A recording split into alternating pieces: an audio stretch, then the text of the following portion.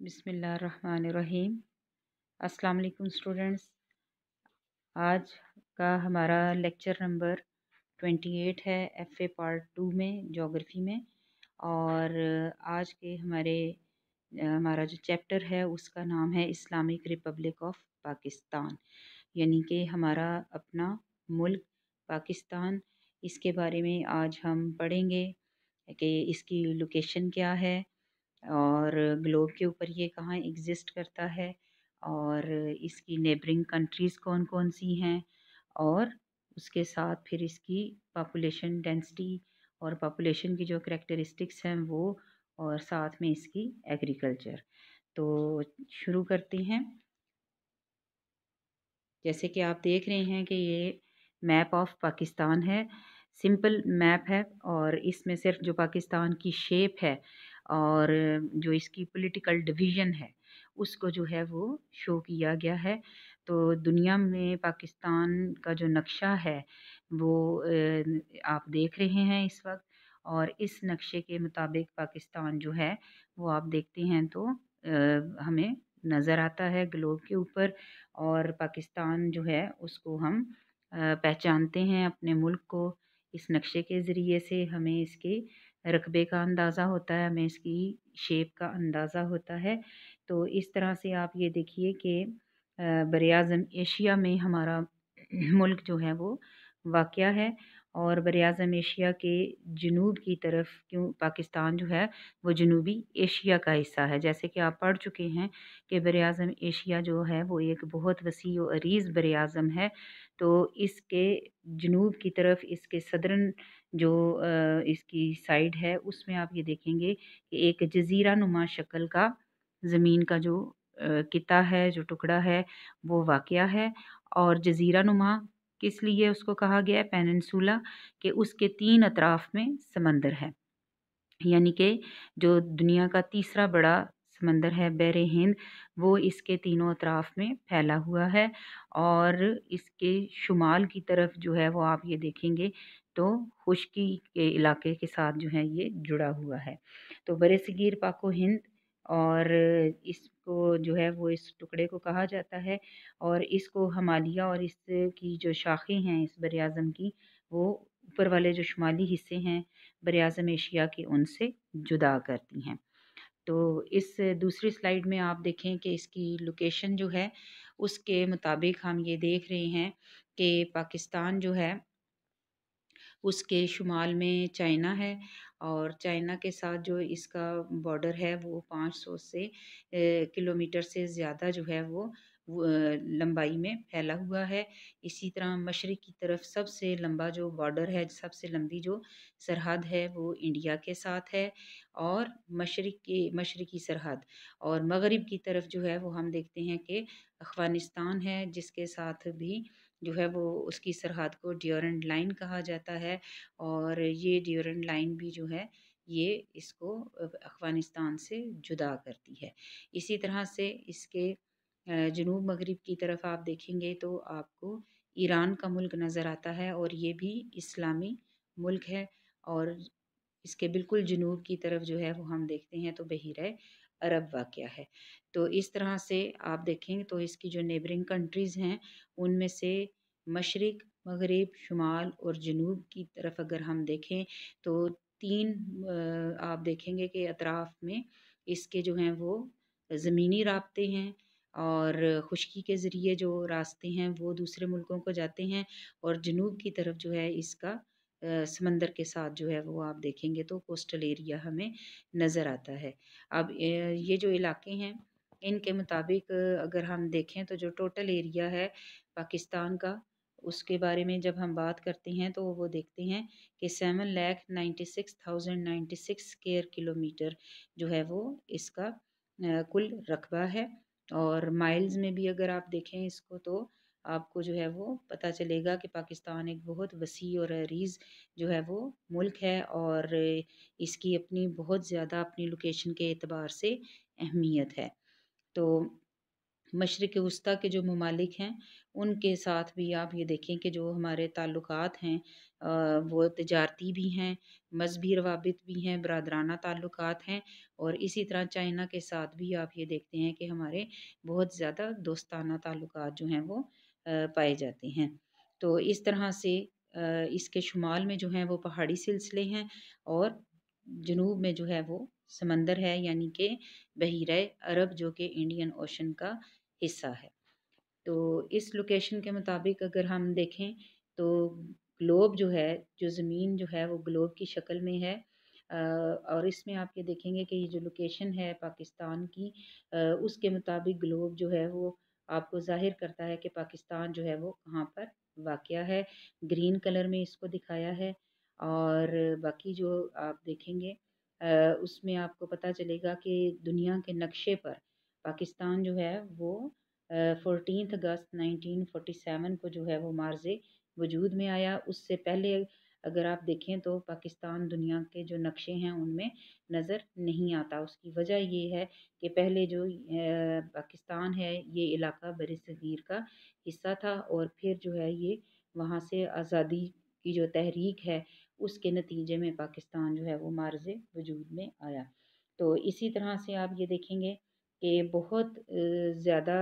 آپ ہسٹوریکلی آپ دیکھیں گے تو اس کی جو سویلائزیشن ہے وہ بہت ہی رچ سویلائزیشن ہے۔ ہمیشہ سے آباد علاقوں میں اس علاقے کا شمار ہوتا ہے، اور مختلف زبانیں بولنے والے یہاں پر رہتے ہیں، مختلف اور بہت ہی خوبصورت اور رنگا رنگ آپ کہہ لیں کہ ثقافت ہے پاکستان کی۔ اور اسی طرح سے پاکستان کا جو علاقہ ہے وہ سارے کا سارا مختلف قسم کی لینڈ فارمز جو ہیں وہ اس کے اندر پائی جاتی ہیں، یعنی کہ اس کی جو فزیوگرافی ہے اس میں جب ہم دیکھتے ہیں تو ہمیں بہت زیادہ ویرائٹی نظر آتی ہے، بہت زیادہ تنوع نظر آتا ہے۔ تو اس طرح سے پاکستان جو ہے اس کا آپ دیکھیں گے تعارف میں جو یہ چیز ہے وہ ہمیں پتہ چلتی ہے کہ پاکستان جو ہے اس کے اندر مختلف رنگ اور نسل اور مختلف زبانیں بولنے والے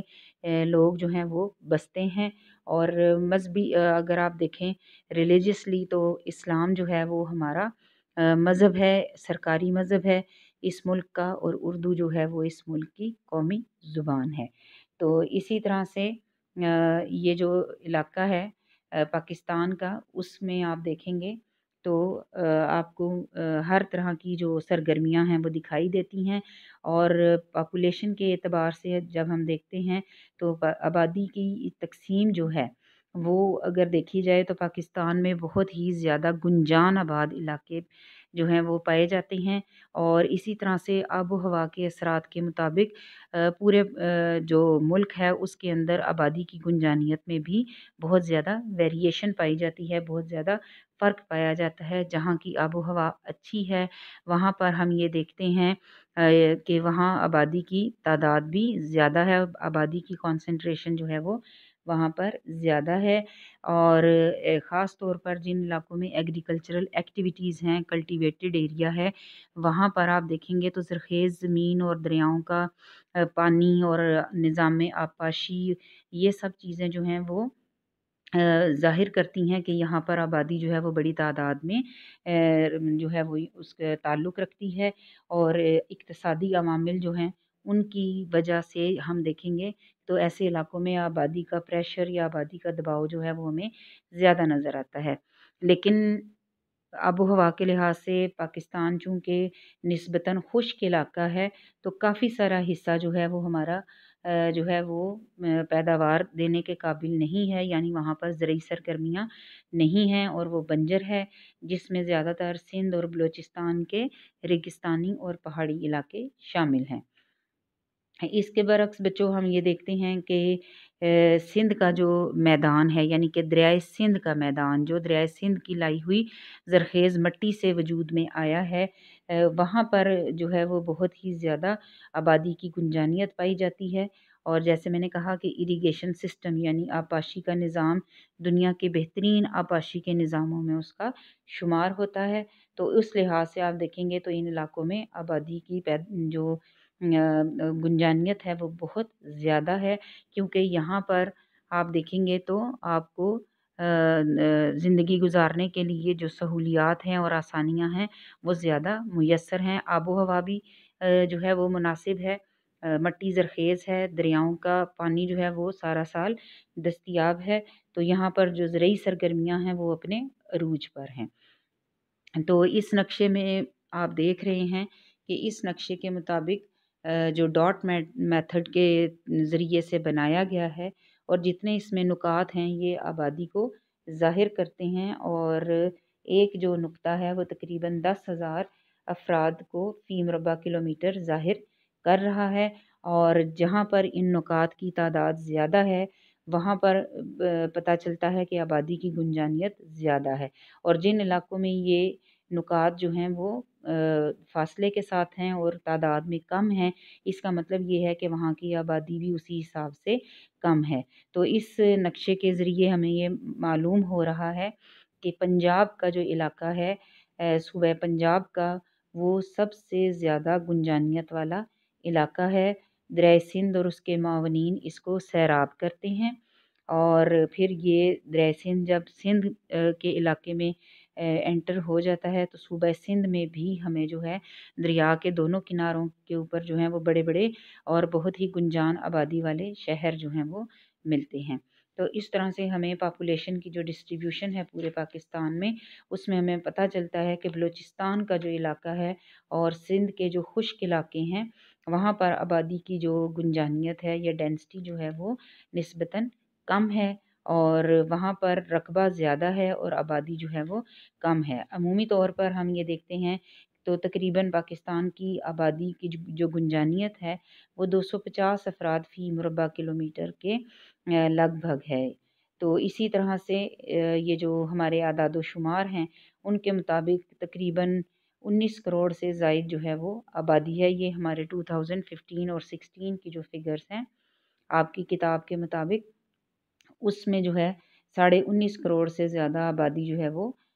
اس میں ظاہر کی گئی ہے، اور اسی کے ساتھ ہم یہ دیکھتے ہیں کہ جو اضافے کی شرح ہے آبادی میں وہ 1.89 جو ہے وہ یہاں پر ریکارڈ کی گئی ہے، اور اسی طرح سے گنجان آباد علاقے جو ہیں ان میں شہری لحاظ سے اگر دیکھا جائے تو سب سے زیادہ گنجان آبادی کراچی کے اضلاع میں پائی جاتی ہے، یعنی کہ کراچی جو ہے وہ نہ صرف یہ کہ ایک بہت بڑی تجارتی سرگرمی کا مرکز ہے،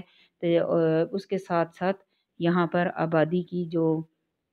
کہہ لیجئے کہ گنجانیت ہے اس کے اضلاع میں وہ بہت زیادہ ہے۔ یہاں پر تجارت اور صنعت اور وسیع آبادکاری جو ہے وہ اسی کی جو ہے وجہ سے یہاں پر کراچی کی آبادی جو ہے وہ بہت زیادہ ہے، بہت ترقی یافتہ شہر ہے۔ اس کے بعد ہم دیکھتے ہیں کہ لاہور، فیصل آباد، پشاور، مردان، گجرانوالہ جیسے صنعتی علاقے جو ہیں یہ بھی گنجان آباد علاقے ہیں، اور بنیادی وجہ جو ہے وہ ہم یہ دیکھتے ہیں کہ ان علاقوں کی زرخیز زمین ہے، آبپاشی کا انتظام ہے۔ پھر اسی طرح پہاڑوں کے دامن میں جو علاقے واقع ہیں جن میں سیالکوٹ اور گجرات جیسے علاقے ہیں جو بہت پرانے وقتوں سے آباد ہیں، یہاں کی زمین بھی جو ہے وہ کیونکہ دریا قریب ہے اس کی زرخیز مٹی اور بارشوں کی مقدار زیادہ ہے، کنوؤں وغیرہ کے ذریعے آبپاشی کی جاتی ہے، تو اس لیے یہ علاقے بھی جو ہیں یہ پنجاب کے میدانی علاقے ہیں، اور ان میں جو ہے وہ آپ دیکھیں گے تو زرعی سرگرمیاں جو ہیں وہ بہت زیادہ تعداد میں پائی جاتی ہیں۔ اور اسی کے ساتھ جو کم آبادی والے علاقے ہیں وہ شمالی اور شمال مغربی پہاڑی علاقے ہیں۔ بلوچستان کی سطح مرتفع، بلوچستان خشک جو ہے پلیٹو جہاں پر بارش کی مقدار بہت کم ہے، اور تھل اور تھر کے ریگستانی علاقے، تو ان علاقوں میں بارش کی مقدار جو ہے وہ بہت کم ہے، زمین پتھریلی ہے، یعنی کہ زرخیز زمین کی جو مٹی ہے، زرخیز زمین پر مٹی جو ہے اس کی تہ نہیں پائی جاتی، جس کی وجہ سے یہاں پر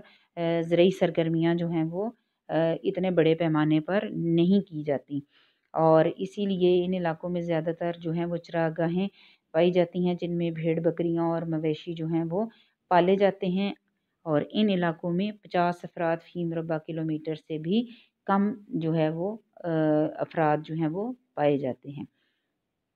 بڑے شہروں کی آبادی کی اگر ہم بات کریں تو کراچی کی آبادی جو ہے وہ 9.2 ملین ہے، دوسرے نمبر پر لاہور ہے، 5.06 मिलियन, इसके बाद फैसलाबाद 1.97 मिलियन, और इन 3 बड़े शहरों की आबादी जो है वो पाकिस्तान की कुल आबादी का 38.4% है। चौथे, पाँचवें, छठे और सातवें बड़े शहर जो हैं वो रावलपिंडी और इसी तरह मुल्तान, हैदराबाद, गुजरांवाला, ये सब जो हैं ये 1 मिलियन से ज़्यादा आबादी वाले जो हैं वो शहर हैं। और जो हमारा दारुल हुकूमत है इस्लामाबाद, उसकी आबादी जो है वो 0.79 अफराद फ़ी मुरबा किलोमीटर जो है वो पाई जाती है। तो ये है पाकिस्तान में आबादी की जो गुंजानियत है, उसके मुताबिक पाकिस्तान के रकबे की तकसीम। तो इससे हमें ये पता चलता है कि हर जगह पर आबादी की खसूसियात एक जैसी नहीं हैं। ज़्यादातर इलाके जो हैं वो देही आबादी पर मुश्तमिल हैं। और इसके बाद हम देखते हैं कि पाकिस्तान की जो एग्रीकल्चर है, ज़राअत जो है, उसको हम जो है वो किस तरह से जो है वो उसकी क्या-क्या कैरेक्टरिस्टिक्स हैं, कौन सी ऐसी ख़ास बातें हैं जो हमें इस मुल्क की ज़राअत में जो है वो नज़र आती हैं। तो जब हम ज़रूरी सरगर्मियों की बात करते हैं तो हम ये देखते हैं कि दुनिया में कदीम जो इलाके जो ज़ेर काश्त इलाके हैं उनमें इन इलाकों का शुमार होता है। इंडस वैली यानी कि दरियाए सिंध की वादी और उसका बालाई और ज़ेरी मैदान दोनों जो हैं वो ज़राई सरगर्मियों के लिए बहुत ही ज़्यादा मुनासिब हैं। आबो-हवा, ज़रख़ेज़ मिट्टी और बहुत सारे दरियाओं की ये गुज़रगाहें हैं, जिसकी वजह से यहाँ पर हर साल जो है वो ज़रख़ेज़ मिट्टी की नई तह जो है वो इस मैदान में